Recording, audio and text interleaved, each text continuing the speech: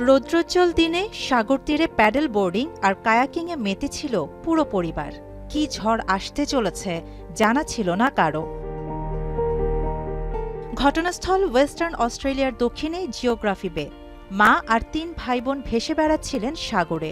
হঠাৎ দমকা বাতাস আর তীব্র স্রোতের ধাক্কায় নিয়ন্ত্রণ হারিয়ে মূল পথ থেকে অনেকটা সরে যান তারা। পরিবারকে বাঁচাতে মরিয়া হয়ে ওঠে ছেলে।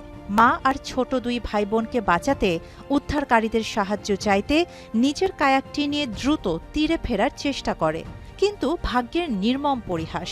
নৌকায় পানি উঠে যাওয়ায় সে চেষ্টাও ব্যর্থ হয়। এরপর আক্ষরিক অর্থেই পরিবারের রক্ষাকর্তা হয়ে সমুদ্রে ঝাঁপিয়ে পড়ে সদ্য কৈশোরে পা রাখা ১৩ বছরের ছেলেটি। জীবন বাজি রেখে বাকি পথ প্রায় ৪ কিলোমিটার সাঁতরে পৌঁছায় সৈকতে। প্রথম ২ ঘন্টা লাইফ জ্যাকেট পরে সাঁতার কাটলেও ঘড়ির কাঁটার সাথে পাল্লা দিয়ে তীরে পৌঁছাতে সেটি খুলে ফেলে দিয়েই পাড়ি দেয় আরও ২ ঘন্টার পথ। I just said, all right, not today, not today, not today. I do breaststroke, I do freestyle, I do survival backstroke. I hit the bottom of the beach and I just collapsed. And then after that, I had to sprint 2 kilometers to go get to the phone. সোমবার police জানায়, স্থানীয় সময় শুক্রবার সন্ধ্যা ৬টায় তীরে পৌঁছে প্রশাসনকে এ বিষয়ে অবহিত করে ছেলেটি। পরে তার মা ও ২ ভাইবোনের সন্ধানে শুরু হয় অভিযান।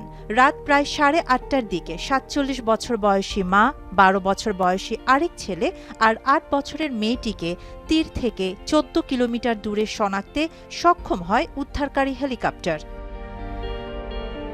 পুরো পরিবারকে সফল ও সুস্থভাবে মা আর ভাইবোনদের উদ্ধারের ঘটনায় বীরোচিত তকমা পাচ্ছে ছোট্ট ছেলেটি।